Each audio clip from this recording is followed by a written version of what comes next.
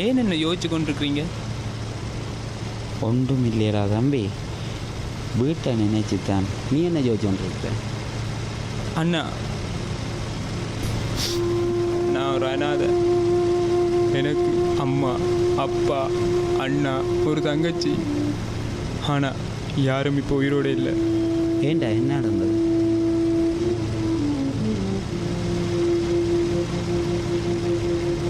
அப்பா சம்பாதிக்கிற எல்லாத்தையுமே குடிச்சு அழிச்சிட்டார்.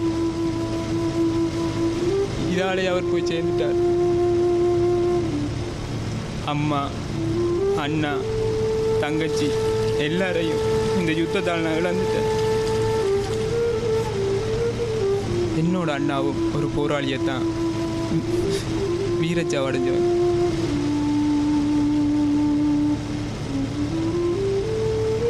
என்னோட தங்கச்சியா? சரிடா தம்பி, கவலைப்படாத. இப்படி எத்தனை பேர் எத்தனை உறவுகளை இழந்திருக்கணும். அது சரி அண்ணா, நீங்களே நவசலியா போறீங்க? உங்களுக்கு யாருமே இல்லையா? எனக்கோ எல்லாரும் இருக்கணும். அழகான மனைவி, என் ஆஷா குட்டி, என் உயிருக்குயிரான நண்பன்.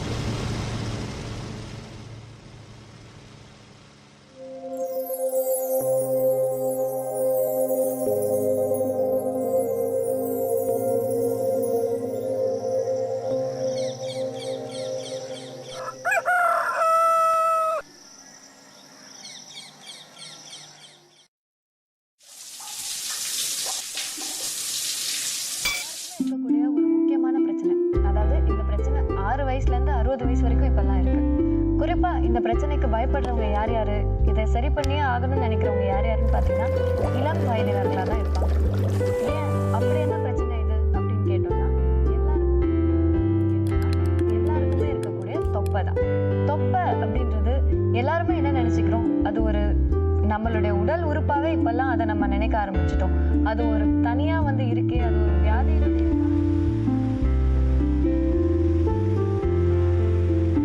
இந்தாங்க இதை குடிச்சிட்டு எழும்புங்க.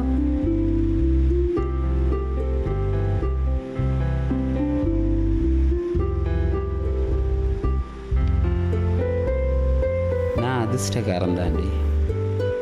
ஏன்னாக்கும் நீ ரொம்ப அழகா இருக்கிறாரு. அது இன்றைக்கு அவங்களுக்கு தெரிஞ்சதா?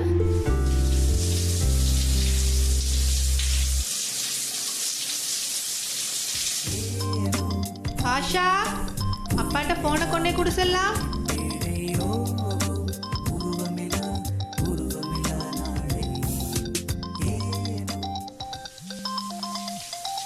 அப்பா இந்தாங்க ஃபோன், உங்களுக்கு கால் வருது.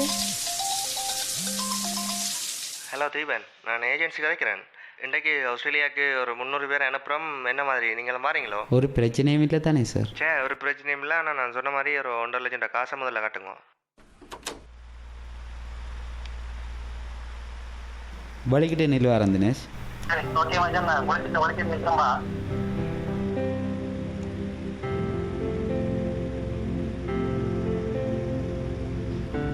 எங்கே போகிறீங்க? டே சண்டே வீட்டில் தானே நிற்கணும். இல்லையம்மா, அப்புறமே எங்களோட பிரச்சனை என்னன்னு சொல்லி உனக்கு தெரியும் தானே. நாளைக்கு என்ன நடக்குமென்னு சொல்லி தெரியாத நிலைமையில இருக்கிறேன். அதுக்கு இப்போ என்ன? நான் இன்றைக்கு நைட்டு ஆஸ்திரேலியா வலிக்கிறேன்.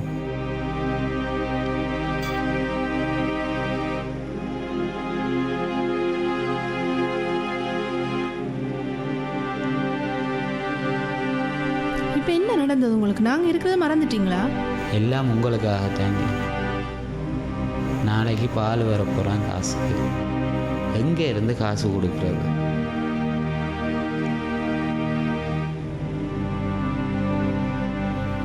கட்டாயம் போய்த்தானே ஆகணுமா? இன்னும் கொஞ்ச நாளைக்கு தானே கஷ்டம். எல்லாம் சரியாயிடும்.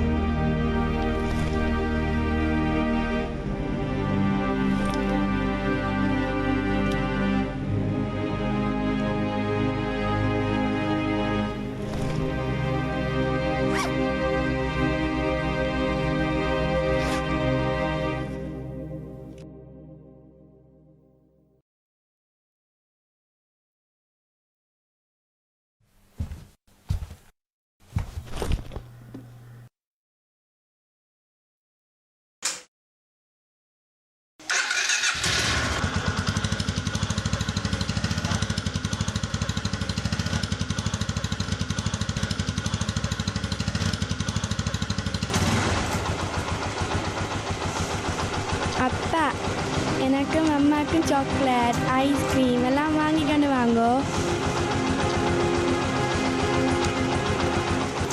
அவளுக்கு நான் என்ன சொல்கிறது? அவளுக்கு வேண்டியதாலும் உங்களோட முடிவை மாற்றலாம் தானேப்பா.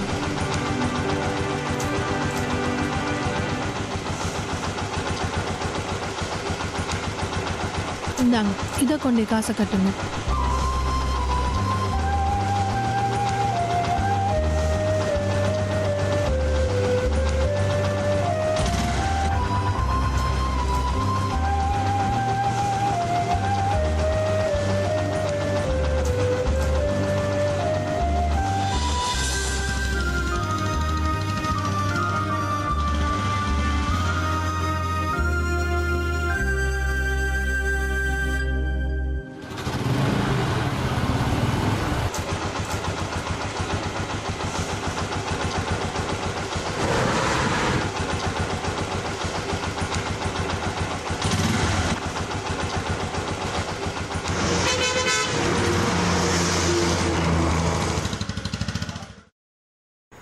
டேய், உன்னாட்டி ஒன்று சொல்லணும். நான் அண்டை கப்பலில் ஏறுறேன்டா. ஏய், வீட்டில் உள்ளவே யோசிச்சு பார்த்தியா? ரம்யாவும் தனியா, ஆசாவும் சின்ன பிள்ளை. அப்போ நீ என்ன தாண்டா செய்ய சொல்கிற? முன்னமெல்லாம் தூக்கம் இருந்துச்சு, காசு இல்லை. அதுக்கு பிறகு காசு இருந்துச்சு, தூக்கம் இல்லை. இப்போ தூக்கம் இல்லை, காசும் இல்லையே. மச்சான், பணம் வரும் போகும். இது வேறு கப்பல் பயணம், தண்ணியில் போகணும். போகிறதுக்கு 1.5 லட்சம் ரூபா வேணுமா? ரம்யாவும் சங்கிலியை தந்திருக்குது. மிச்சத்துக்கு என்ன செய்கிறேன்னு தான் தெரியல. அதான் யோசிக்கிறேன் இப்போ.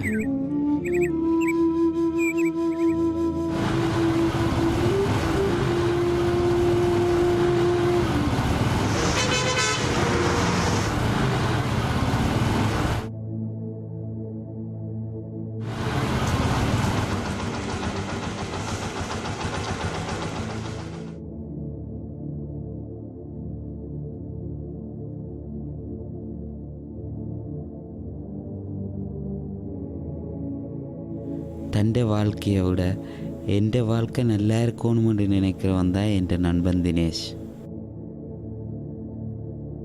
அவன் தந்த காசையும் ரம்மி தந்த சங்கிலியையும் வச்சு தான் இந்த காசை நான் கட்டினேன்.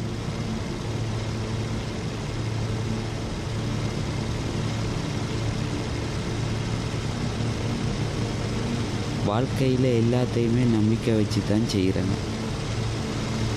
அதே மாதிரி தான் இதில் இருக்கிற எல்லாருமே அவங்களோட வாழ்க்கை விடியுமன்ற நம்பிக்கையில் தான் போய்கொண்டிருக்கு.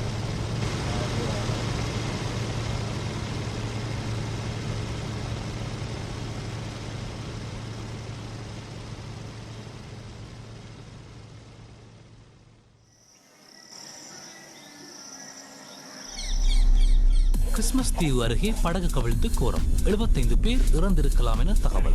படகு மூலம் ஆஸ்திரேலியா வருபவர்கள் தமது குடும்பத்துடன் இணைந்து கொள்ளும் சலுகை நீக்கம். ஆஸ்திரேலியா சென்ற படகு விபத்து, 3 இலங்கையர்கள் உட்பட 9 பேர் பலி. ஆஸ்திரேலியாவுக்கு கோரிக்கையாளர்கள் சென்ற படகு மூழ்கியது. 70 பேருடன் தத்தளிக்கும் படகு. சட்டவிரோத படகு வழியாக தஞ்சம் கோரும் தமிழர்களை திருப்பி அனுப்பும் ஆஸ்திரேலியா. இலங்கை தீவு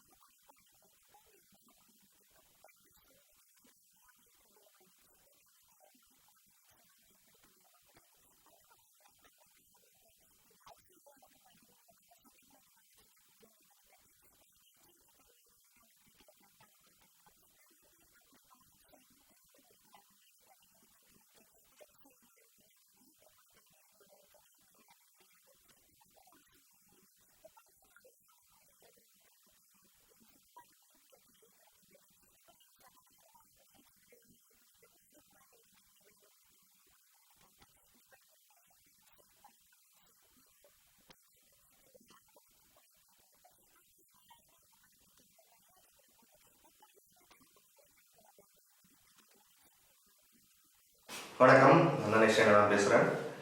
வானடக்கம் சுரேந்தர் மூலமாக உங்களை எல்லாம் சந்திக்கிறதுல ரொம்ப சந்தோஷம். ஆலி என்னுடைய 2வது ஷார்ட் ஃபிலிம். இந்த ஷார்ட் ஃபிலிம் பற்றி சொல்லணும்னா, இந்த ஷார்ட் ஃபிலிமோட ஃபர்ஸ்ட் ஒன்லைன் ஸ்டோரி சொல்லிடுவேன்.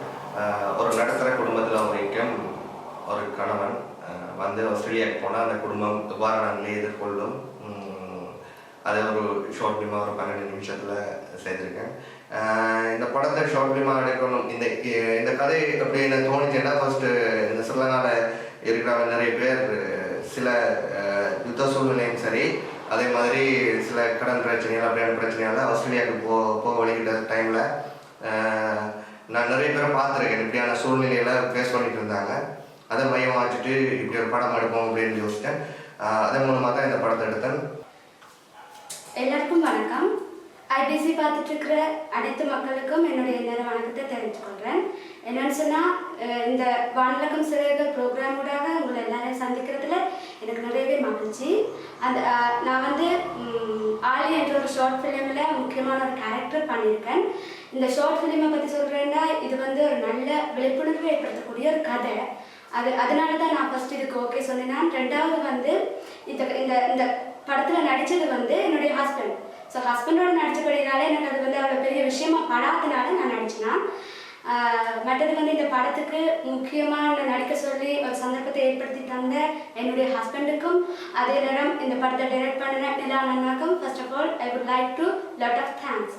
அண்ட் அதர்வைஸ் இந்த படத்தில் நடித்த எக்ஸ்பீரியன்ஸ் பற்றி உங்களோட நான் முக்கியமாக ஷேர் பண்ணிக்கொள்ளணும்.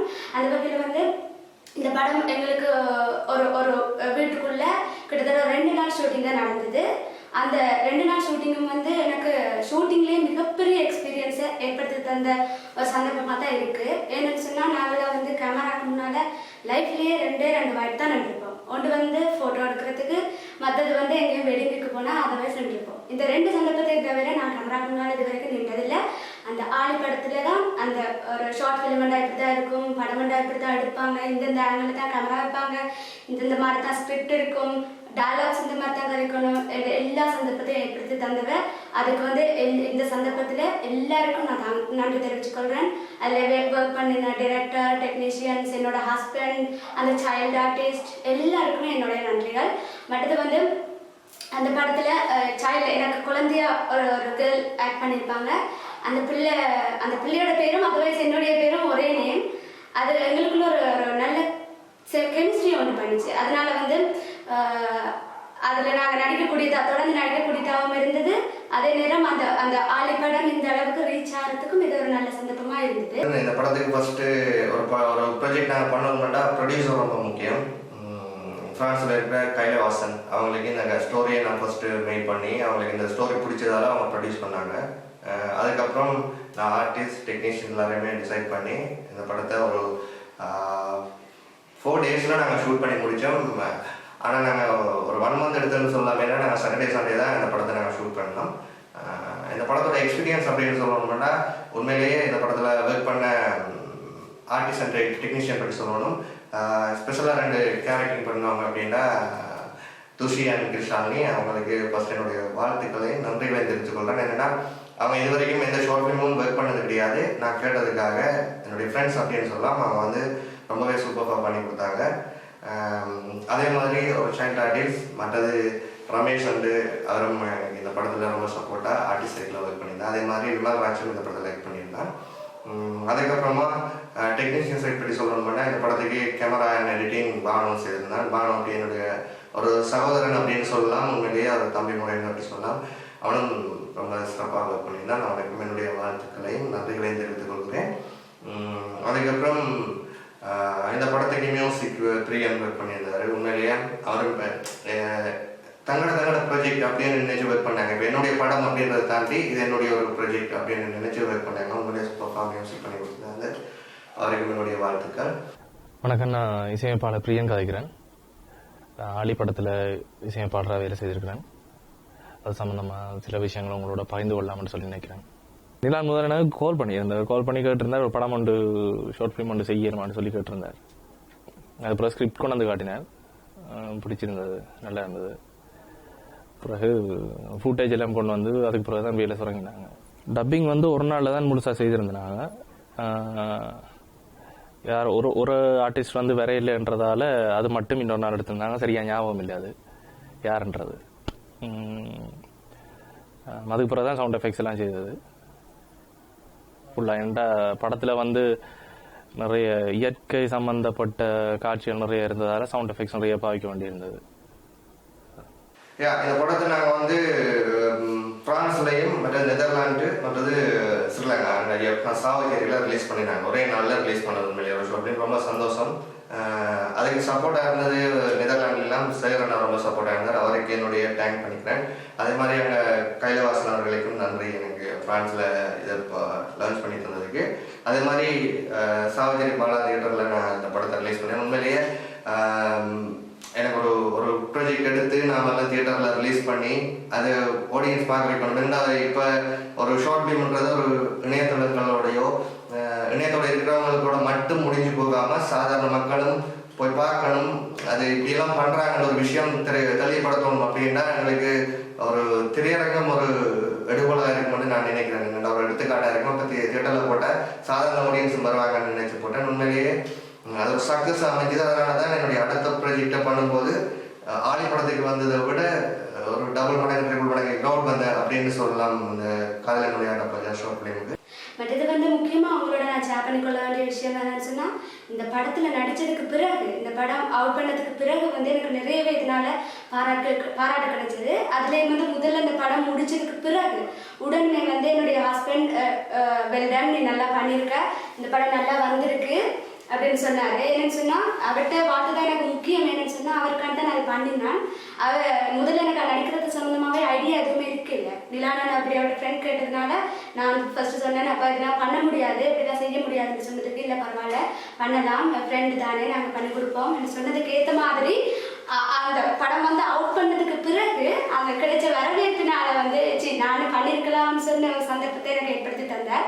ஃபர்ஸ்ட் என் ஹஸ்பண்டுக்கு நிறைய தேங்க் பண்ணிக்கொள்கிறேன். அதே சமயம் இந்த படம் முடிஞ்சதுக்கு பிறகு டிரெக்டரும் ஃபோன் பண்ணி இந்த படம் நல்லா இருக்கு, நீங்கள் நல்லா பண்ணியிருக்கிறீங்கன்னு சொல்லி நிறையவே என்கரேஜ் பண்ணேன். ஸோ அவருக்கும் நான் நன்றி தெரிவிச்சுக்கொள்கிறேன். அதே சமயம் என்னுடைய ஃப்ரெண்ட்ஸ் ஃபேமிலிஸ் ரிலேட்டிவ்ஸ் எல்லாரும் ஃபோன் பண்ணி இதை பார்த்து எல்லாருக்கும் நாங்கள் ஷேர் பண்ணியிருந்தாங்க.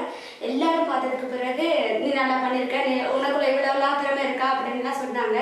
ஸோ அந்த அடித்தளத்தை அந்த பிளாட்ஃபார்ம் ஏற்படுத்தி தந்ததுக்கு எல்லாருக்கும் நான் நன்றி தெரிவிச்சுக்கொள்கிறேன்.